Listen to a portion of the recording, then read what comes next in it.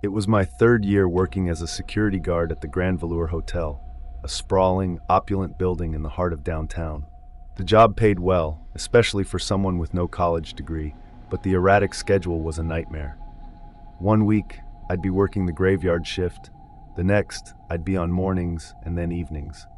My body never quite adjusted, but the money kept me going. That and the strange allure of the hotel itself. The Grand Velour was one of those places that seemed to exist outside of time.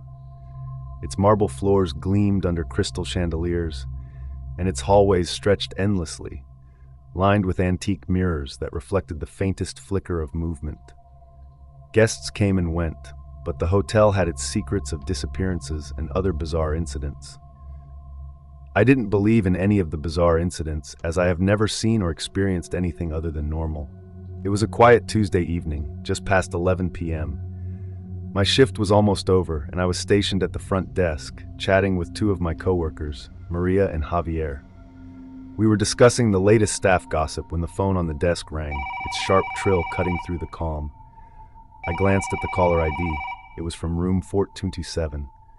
I picked up the phone, expecting a routine request for extra towels or a late-night room service order. "Security, how can I assist you?" I said, my tone professional. The voice on the other end was faint, almost a whisper. "You need to come to room 427 now," I frowned. "Is there an issue, sir?" "Please," the voice insisted, trembling. "There's something wrong. I can't explain it. Just come." The line went dead. I stared at the phone for a moment, then turned to Maria and Javier. "Weird call. Someone in 1427 says there's something wrong up there." Maria raised an eyebrow. 1427? That's one of the suites. Did they say what's wrong? "No, just that I need to come up," sounded scared. Javier shrugged. "Probably a prank. You know how some guests are."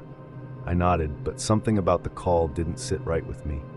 The voice had been too shaky, too desperate. I grabbed my flashlight and radio. "I'll check it out. Be back in a few." The elevator ride to the 14th floor was uneventful, but as soon as the doors slid open, I felt a chill.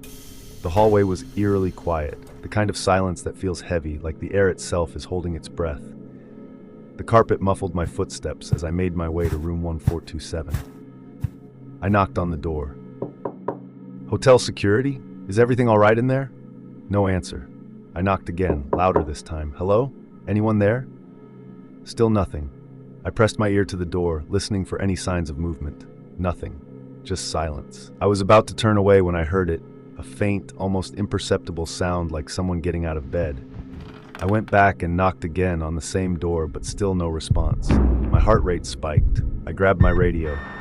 "Maria, can you check the registry for room 1427? See who's staying there."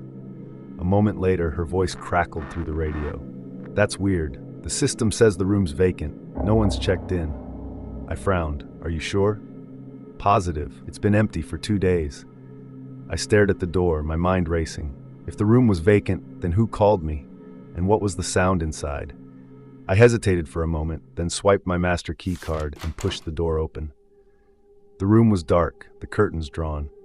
I flicked on the light, revealing a perfectly made bed, a spotless desk, and a pristine bathroom. Everything looked normal, except for the phone on the nightstand. The receiver was off the hook, lying on the bed. I picked it up and held it to my ear. Dead silence. I checked the bathroom, the closet, even under the bed. Nothing. The room was empty. I came out and stepped back into the hallway, my flashlight sweeping the dimly lit corridor. The air felt heavier, colder. I walked a few steps down the hall, listening intently. Then, a door creaked open behind me. I spun around to see an elderly woman peeking out from room 1429. Her face was pale, her eyes wide with fear. "Did you hear it too?" she asked, her voice trembling. "Hear what?" I asked. "The noises," she said. "It's been going on for hours, and the dragging of furniture. It was like someone was beating a person, and it made me crazy." I asked her if she had seen or heard anyone going in or out of the room. She said, "I have heard footsteps leading to this room." I rushed back to the room, my heart pounding. The door was still open, the lights still on. The bed was perfectly made as exactly as before. Everything looked normal. I also checked the blind spots, but everything the same. Nothing. The next few hours were a blur. I called for backup, and soon the hotel was swarming with police and security personnel. The elderly woman from room 1429 gave a statement, her hands shaking as she described the noises. The police searched room 1427 but found nothing. No signs of forced entry, no fingerprints, no evidence of anyone being there. But the strangest part came the next morning. A guest from room 1431 was reported missing. Her name was Emily Carter, a 32-year-old businesswoman from Chicago. Her sister, who was staying in a room down the hall, said Emily had gone out for a walk around 10 p.m. and never returned. The security footage showed Emily leaving the hotel alone, just as the sister had said. But there was no record of her coming back. And yet, her suitcase, her clothes, even her toothbrush were still in her room, as if she had never left. To this day, I still don't know what happened at the Grand Velour Hotel that night. I don't know who made that call or where Emily Carter is. I don't even know if the two events were connected. It was the most disturbing and bizarre incident of my life. Last summer, I went on a work trip to a city I had never visited before.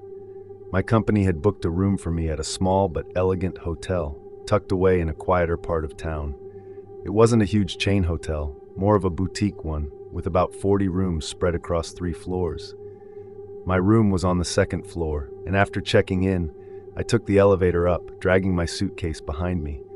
As I walked down the hallway toward my room, I heard a door creak open ahead. A man stepped out from the room directly across from mine. He was middle-aged, well-dressed, and had a friendly smile. "Hey there, looks like we're neighbors," he said, extending his hand. I hesitated but shook it, introducing myself. Something about him felt off. Maybe it was just the fact that he seemed too eager to talk, or that he had stepped out at the exact moment I arrived. Either way, I didn't linger and quickly entered my room, locking the door behind me. After unpacking, I decided to wind down by watching TV. I had an early meeting the next day, so I planned to sleep soon. As I was getting into bed, I noticed something odd. A faint shadow moving beneath the door. Someone was standing just outside. My heart pounded. I stayed still, watching as the shadow lingered for several seconds before finally retreating down the hall. I shook off the unease, making sure all the locks were secured before finally falling asleep. The next day was long and exhausting. I returned to the hotel around 9:30 p.m., drained from the meetings and networking. After tossing my bag onto the chair, I grabbed a change of clothes and hopped into the shower. The warm water was a relief after the stressful day, but then I heard it, a distinct beep. The sound of the electronic lock on my door unlocking. Panic shot through me. I knew I had locked the door. There was no way someone else had a key, unless they did. The door slowly creaked open, then closed with a soft click. My breathing hitched as I listened. Footsteps. Someone was inside my room. Whoever it was, they didn't make a sound beyond their slow, deliberate steps. My mind raced. My phone was charging on the nightstand, out of reach. I was trapped in the bathroom with nothing but a towel. The footsteps moved toward my suitcase. I heard the faint rustling of fabric. Whoever it was, they were searching through my things. I had to do something. My only option was to scare them off. Taking a deep breath, I slammed my fist against the bathroom door as hard as I could and shouted, "Hey, who's there?" The reaction was immediate. The sound of hurried footsteps, the door flying open, and then silence. I waited a moment, my heart hammering, before cautiously stepping out of the bathroom. My room was empty, but my suitcase had been unzipped and my belongings were scattered. The door was left ajar. Shaking, I grabbed my phone and dialed 911. I then called the front desk to report the incident. The police arrived within minutes, searching the hotel and reviewing the security footage. And that's when I learned the scariest part. The footage showed the man from the neighboring room lingering in the hallway after I left for work that morning. At some point, he had entered my room using what the police believed was a stolen or duplicated key card. The worst part? He didn't take anything. No money, no valuables. It seemed like he had been waiting for me to return. The police found him a few blocks away, sitting in his car outside the hotel. He had no explanation for why he was in my room. Since nothing had been stolen and he hadn't physically harmed me, they couldn't charge him with much. They questioned him and eventually let him go. To this day, I don't know what his real intentions were, but the thought of him standing in my room, knowing I was behind that bathroom door, still sends shivers down my spine. Every summer, my wife, our two boys, and I would go on a week-long vacation to a resort. We always booked a nice place with pools, activities for the kids, and all-inclusive dining, so we didn't have to leave the resort much. It was a relaxing way to unwind from the routine of everyday life, and the boys loved having unlimited access to the water park. The trip started like any other. We arrived in the morning, unpacked, and, as expected, the boys immediately wanted to go to the pool. My wife and I found chairs near the water park area while they ran off to play. We spent a couple of hours soaking in the sun, watching the kids splash around and enjoying the peaceful atmosphere. When it was time to head back to the room to freshen up for dinner, I went to find the boys. I spotted my older son, Ethan, right away and asked where his little brother, Caleb, was. Ethan said Caleb had been playing with a new friend near the shallow end of the pool. I walked over, scanning the area, and eventually saw Caleb sitting on the edge of the pool, chatting with another little boy. The boys' parents were sitting on lounge chairs nearby, watching them. I approached and greeted them, expecting some polite small talk. Instead, they just nodded slightly, barely acknowledging me. Something about their expressions seemed off. I told Caleb it was time to go, and as we walked away, he excitedly told me his new friend, Oliver, had invited him to dinner with his family. The way he said it sounded like it had already been decided, which unsettled me.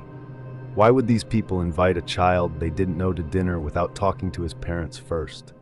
When we got back to the room, I told my wife, and she had the same reaction I did, uneasy and concerned. We agreed to keep a close eye on the boys for the rest of the trip. After dinner, we returned to our room, exhausted. The boys showered and settled into their bed while my wife and I watched some TV before calling it a night. Sometime later, I woke up to the sound of whispering. Still groggy, I wasn't sure if I was dreaming, but then I felt a tug on my arm. I turned to see Ethan standing next to me, looking scared. "Dad, Caleb's at the door." His words jolted me fully awake. I jumped out of bed and turned the corner toward the door. My heart nearly stopped when I saw Caleb standing there, fumbling with the lock. A voice on the other side of the door was softly urging him to open it. "Caleb, stop!" I yelled, rushing forward. He flinched and stepped back just as I reached him. I yanked the door open, but the hallway was nearly empty, except for the sound of footsteps running toward the far end. I sprinted out, catching a glimpse of a man disappearing around the corner toward the elevators. I wanted to chase him, but I knew I couldn't just leave my family alone. I turned back to the room and slammed the door shut, locking it.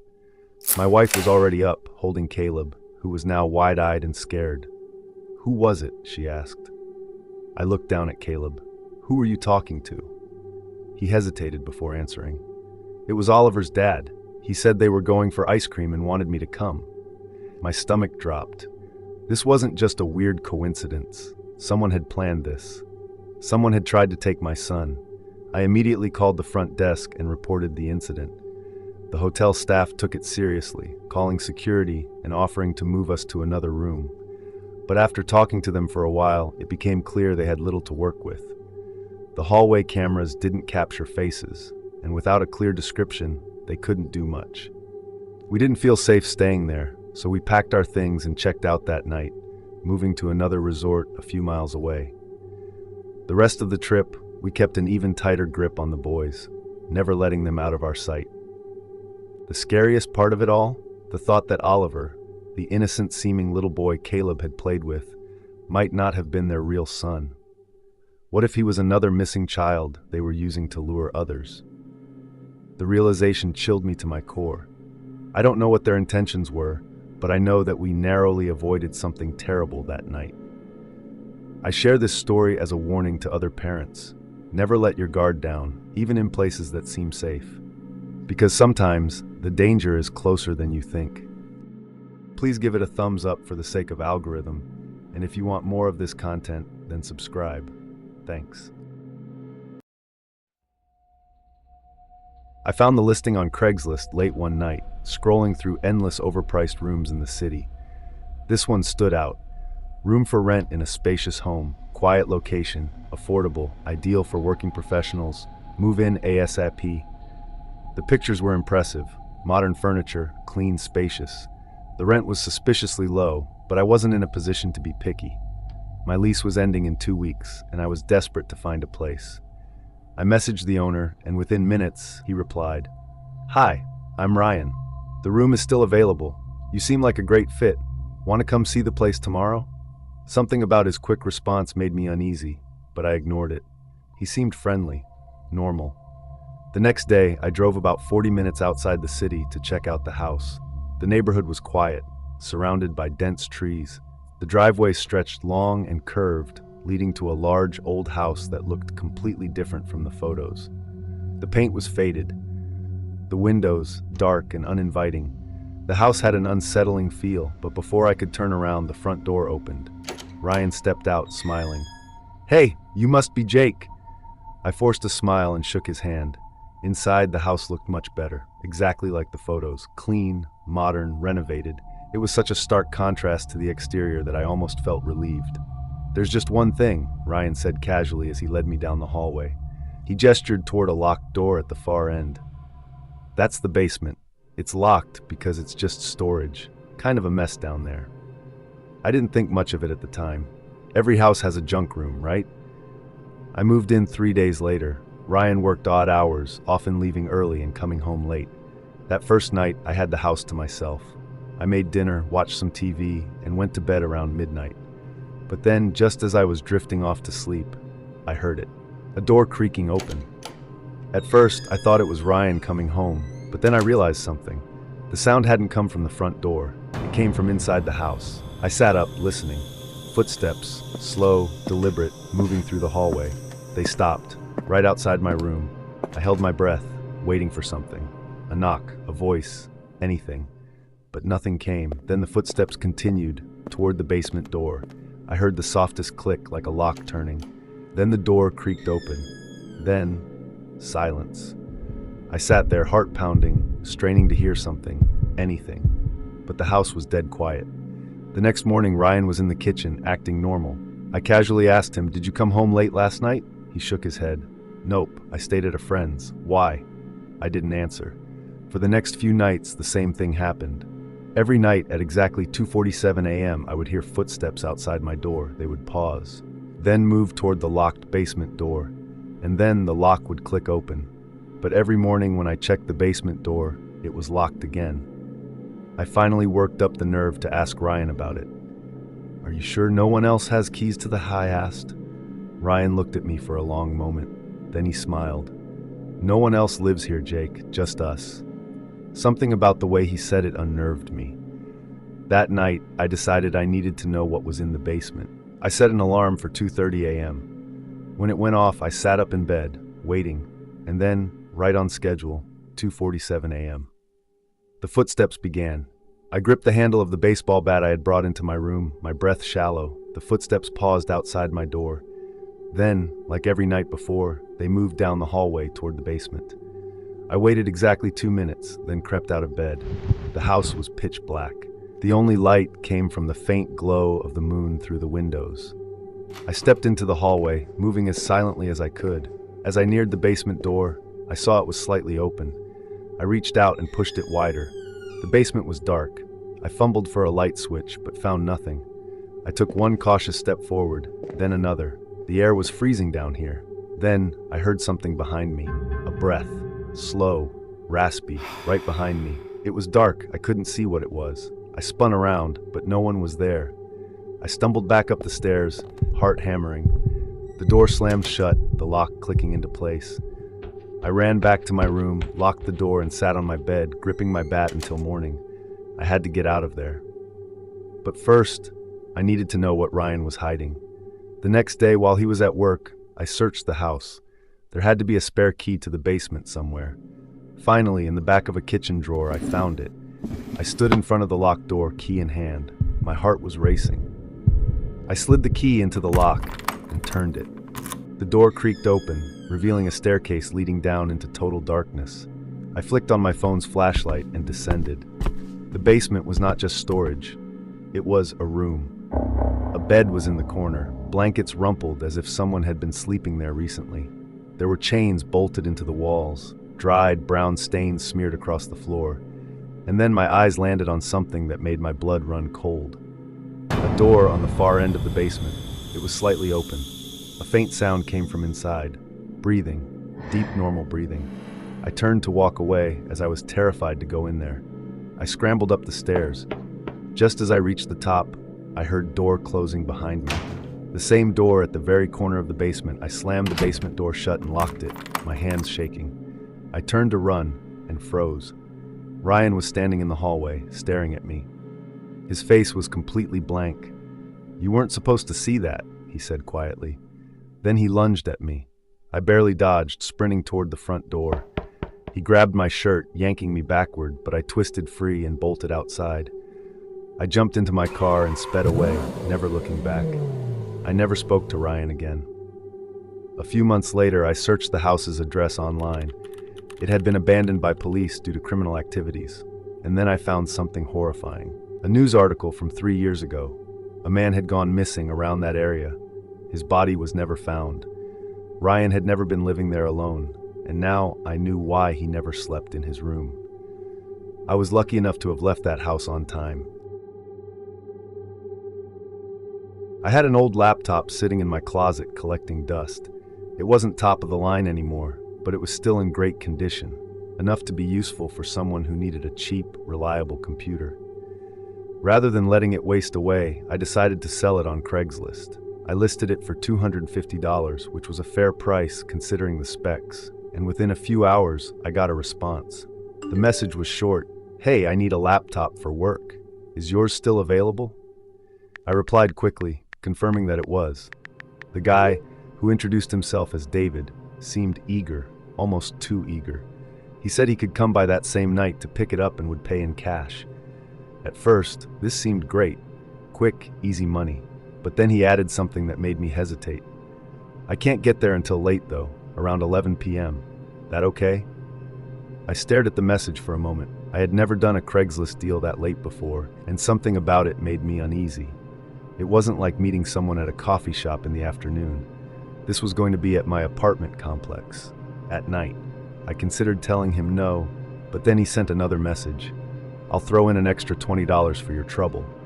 That made me pause. I wasn't exactly struggling for money, but an extra $20 just to hand off a laptop? It seemed harmless enough. Besides, I wasn't planning on letting him into my apartment. I'd meet him outside in the parking lot.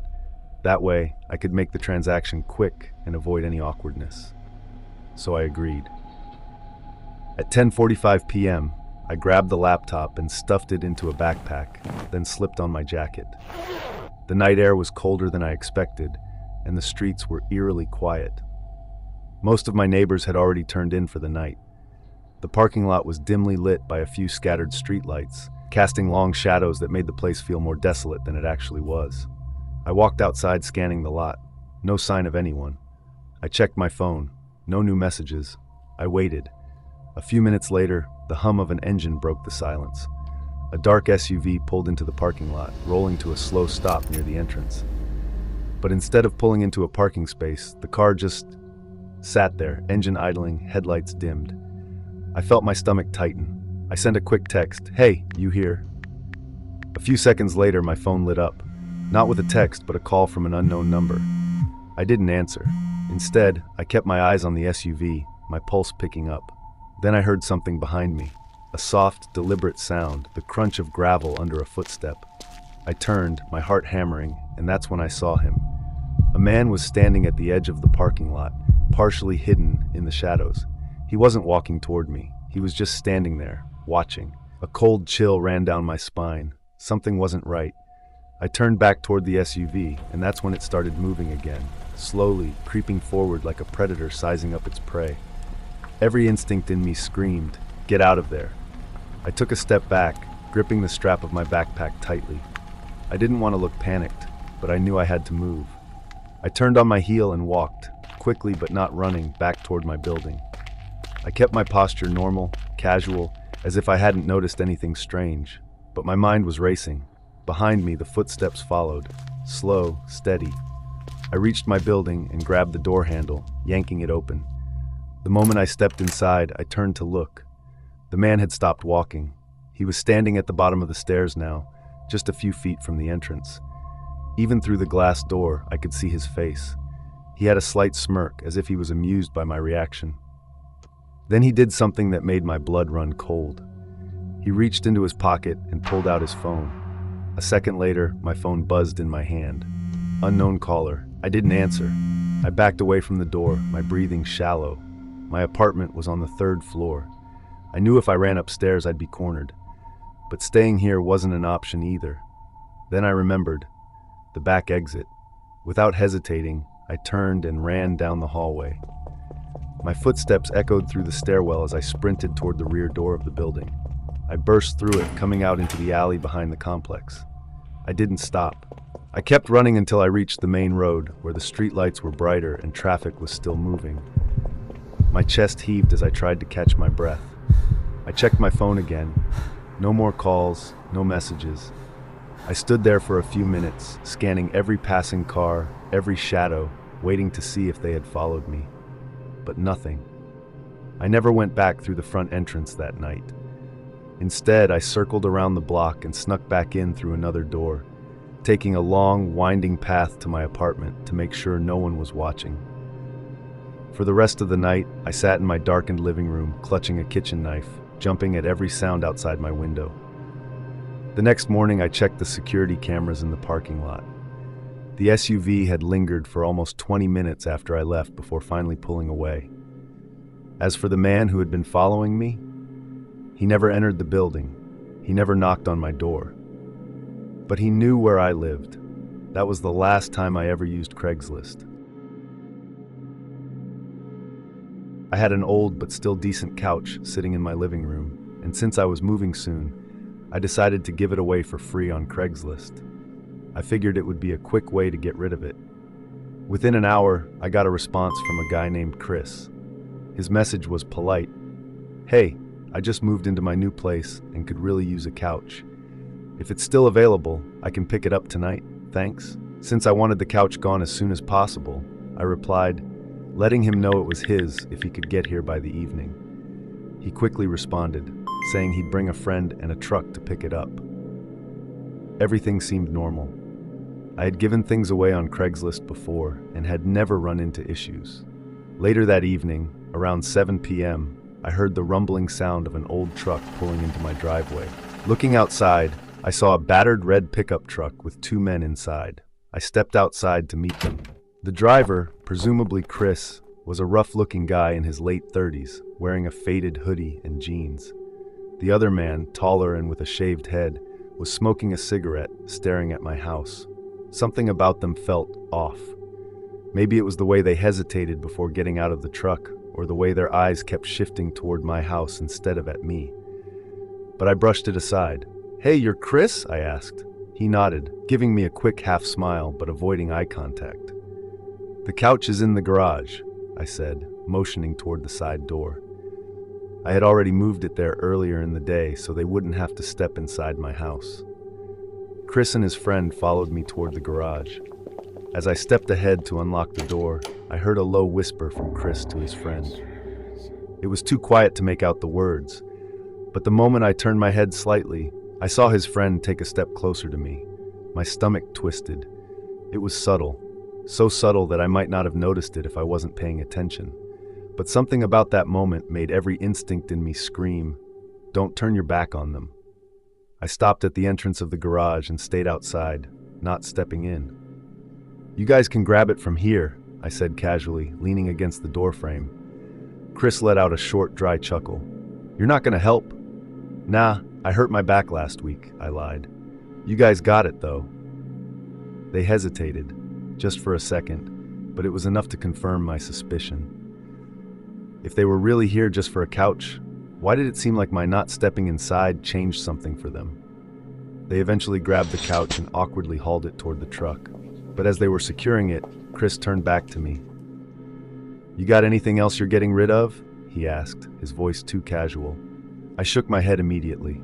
"Nope, just the couch." There was a pause. He looked at me for a moment, like he was considering something. Then, without another word, he got into the truck. His friend gave me a long, lingering stare before flicking his cigarette to the ground and climbing in as well. I stood there watching as they pulled out of my driveway, my skin crawling. Something wasn't right. An hour later, I was cleaning up when I happened to glance out my living room window. My breath caught in my throat. That same red pickup truck was parked at the end of my street. Not in front of my house, not even a few doors down, but just far enough away to not be obvious. I turned off the lights and stepped back from the window. My mind was racing. Were they watching me? Waiting for me to leave?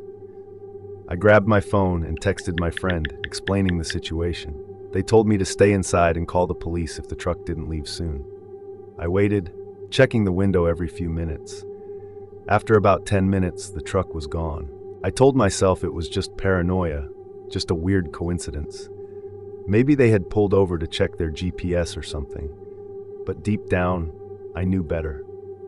The next morning, I saw a post in my local neighborhood Facebook group. Someone had caught two men, matching Chris and his friend's description, trying to break into a house a few streets over. They had knocked on the door first, pretending to be picking something up. I never used Craigslist for free giveaways again.